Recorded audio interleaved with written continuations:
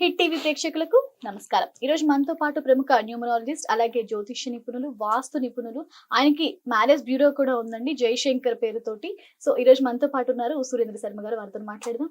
నమస్కారం అండి. ఓం శ్రీ మహాగణాధిపతయ నమః. ఓం శ్రీ మాత్రే నమః. జై శ్రీమన్నారాయణ.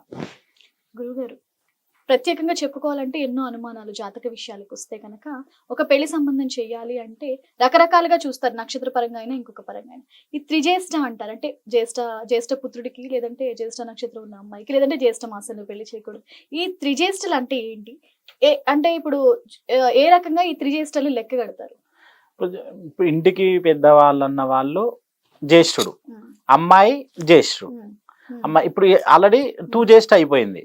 త్రిజ్యేష్ఠ అంటే జ్యేష్ఠ మాసమై ఉండకూడదు, మళ్ళీ ఇంకోటి జ్యేష్ఠ నక్షత్రమై ఉండకూడదు. ఇలా ఇలా ఇలా ఇలా 3 కలిసినాయి అనుకోండి, త్రిజ్యేష్ఠ అనేది మనం చేయకూడదు. అంటే వివాహాలు చేయకూడదు, వాళ్ళ కార్యక్రమాలు ఏమీ చేయకూడదు. ఆ పెళ్లికి సంబంధించిన ఇలాంటి అయినా కూడా అవి మనం దాని దగ్గరికి వెళ్ళకూడదు. ఇప్పుడు దానికి ఇప్పుడు జ్యేష్ఠ మాసం నడుస్తుందమ్మా. ఇప్పుడు ఆల్రెడీ మీరు వద్దన్నా ఇది త్రిజ్యేష్ఠ అవుతుంది.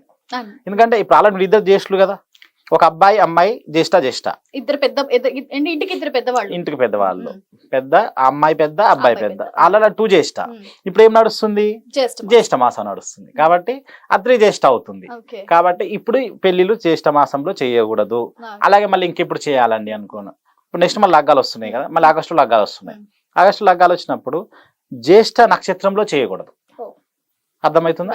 జ్యేష్ఠ నక్షత్రం అనేది మనం చేయకూడదు. ఇంకోటి ఏంటంటే లగ్నాల విషయంలో కొంతమందికి కొన్ని డౌట్స్ అంటే ఏంటంటే శని నక్షత్రాల్లో చేయకూడదు, కుజ నక్షత్రాల్లో చేయకూడదు.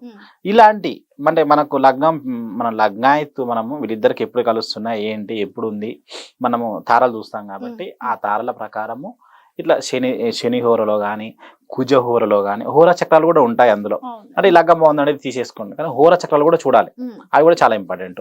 సూర్య హోరలో కానీ అట్లా ఇలాంటివన్నీ చూస్తూ ఆ నక్షత్రాలని, శని, సూర్య, మళ్ళీ కుజ నక్షత్రాలు, ఈ నక్షత్రాలు ఎందుకంటే ఏంటంటే పాపగ్రహాలకు సంబంధించిన నక్షత్రాలలో వివాహం చేయకూడదు. అలాంటి లగ్నాలు పెట్టుకోకూడదు. అలా పెట్టుకోకపోవడం చాలా ఉత్తమం. ఇట్లా త్రిజ్యేష్ఠ చేసుకోవడం వల్ల ఏంటంటే ఇంట్లో ఎవరికి ఏదైనా హాస్పిటల్ జరగటము, అలాగే హెల్త్ ప్రాబ్లమ్స్ రావటము అని ఏదో ఒకటి జరుగుతూనే ఉంటుంది. అట్లా ఒక్కొక్క మైండ్ లో హైపర్ టెన్షన్ పడటము ఇట్లా. ఎందుకంటే ఆ పెళ్లి కూడా మనం ఆ త్రిజ్యేష్ఠలో చేయడం వల్ల ఏంటంటే అప్పుడు ఏమవుతుంది అంటే జ్యేష్ఠ అవుతుంది కదా, త్రిజ్యేష్ఠ అవుతుంది కదా, అలా చేయడం వల్ల ఏంటంటే ఆ పెళ్లి ఏదైనా చిన్న చిన్న ఇష్యూస్ రావడం, గొడవలు జరగటము, పెళ్లి సరిగా త్వరగా కాకపోకుండా ఉండటం. అంటే మనం పెట్టిన టైం మనం ముహూర్తం నిర్ణయించడం జరుగుతుంది. ఆ ముహూర్తం నిర్ణయించిన టయానికి పెళ్లి కాకపోవటం ఇవన్నీ జరుగుతూ ఉంటాయి. ఇద్దరు జ్యేష్ఠులు ఉన్న నక్షత్రాలకి పెళ్లి చేయొచ్చా? చేయకూడదు.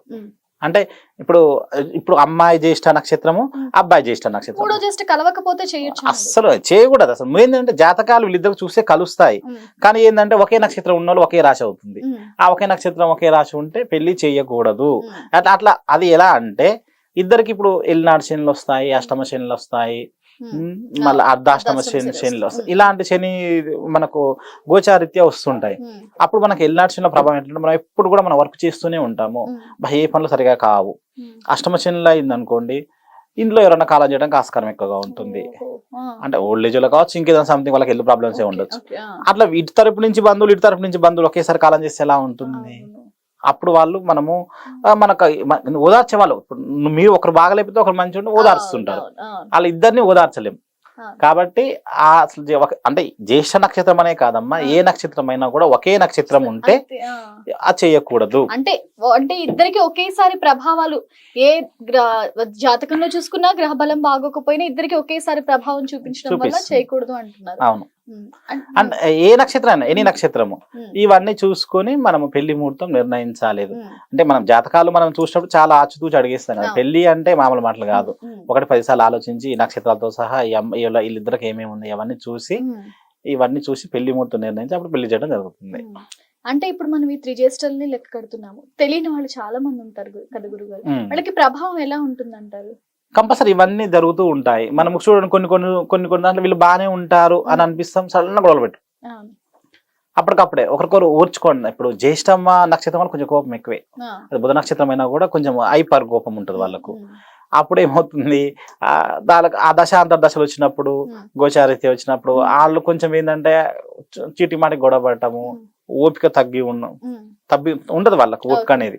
అట్లా ఏమవుతుంది ఒకరికొరకు డిష్ పెద్ద గొడవలాగా అవుతాయి, అది పెద్ద ఇష్యూలాగా వెళ్ళిపోతుంది, అది ఎక్కడికో దారి తీస్తుంది. ఇవన్నీ కాకుండా మనం ఇది చూసుకునేటప్పుడు కొంచెం ఆలోచించి ఎట్లాగో అవుతుంది, ఒక 2 months అవుతుంది, మళ్ళీ వేరే ముహూర్తాలు వస్తాయి.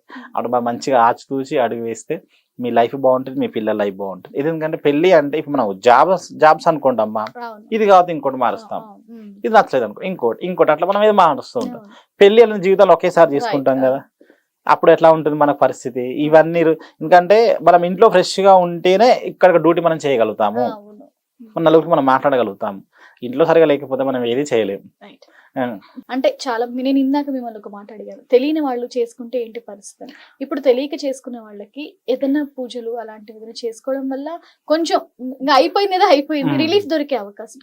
అంటే పరిహారాలు అనేది ఎట్లా అంటే మేము ఏం పరిహారాలు చేసుకోవాలి, శివుని ఆరాధించాలా, విష్ణు అలా కంటే ఇట్లా ఒక పొరపాటున చేసుకున్నాము, మాకు జరిగిపోయింది, మాకు పలానా టైంలో అయింది, మాకు ఇంట్లో ఇష్యూస్ వస్తున్నాయి అలా అనుకున్నప్పుడు నన్ను అడిగితే నేను పర్సనల్ గా వాళ్ళకి ఏం చెప్తానంటే, ఇవన్నీ కంటే మీరు ఇంకో మంచి ముహూర్తం తీసుకొని పెళ్లి చేసుకోండి. రెండోసారి ఎలా అవుతుంది, ఇప్పుడు మీకు మ్యారేజ్ డే అని వస్తుంది, ఆ రోజు దాంట్లో వేసుకోవడం మీద చేస్తూ ఉంటారు, ఆటోమేటిక్ గా కొంత వయసు ఇచ్చిన తర్వాత మనం ఇష్టంగా చేసుకుంటాం, స్వీట్స్ పెట్టుకుంటాం.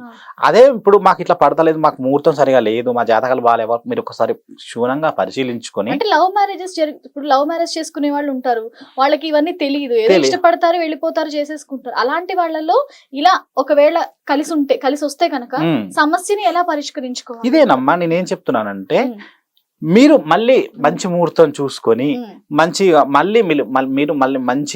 మీరు పెళ్లి అంటే ఏదో ఆర్భాటంగా కాకుండా ఏదో గుళ్ళో మీరు మంచి రోజు మీ జాతకం ప్రకారం మంచి రోజు, మంచి నక్షత్రము, మీకు ఇట్లా 3 జ్యేష్ఠ అయ్యింది కాబట్టి మళ్ళీ సెకండ్ సారి మళ్ళీ ఇట్లా మళ్ళీ ముహూర్తాలతో పసుపు తాడు లాంటిది కట్టించుకొని నాటం చేసుకుంటే వాళ్ళకు మంచి ఉపశమనం జరుగుతుంది. ఇక మళ్ళీ మనకు ఆ ఫీలింగ్ కూడా వెళ్ళిపోతుంది, మీకు ఆ దోషాలు కూడా వెళ్ళిపోతాయి. ఇలా చేసుకోవడం వల్ల అక్కడ నుంచి మంచిగా ఉంటారు. అంతకంటే మంచిది పరిహారం ఇంకా ఉండదు. మనము ఈ పూజలు చేయాలా, ఈ వ్రతాలు చేయాలా, ఈ మాంగళ్యం ఇవన్నీ కంటే కూడా ఇట్లా కాక జరిగి ఉంటే మంచిగా టైం చూసుకొని మీరు మంచిగా ఇది పాటిస్తే అది పెద్ద ఖర్చు కూడా ఉండదు, మీకున్న దోషాలు కూడా వెళ్ళిపోతాయి. మంచి పరిష్కారం చూపించారు, ధన్యవాదాలండి. ఓం శ్రీ మహాగణాధిపతయే నమః. ఓం శ్రీ మాత్రే నమః.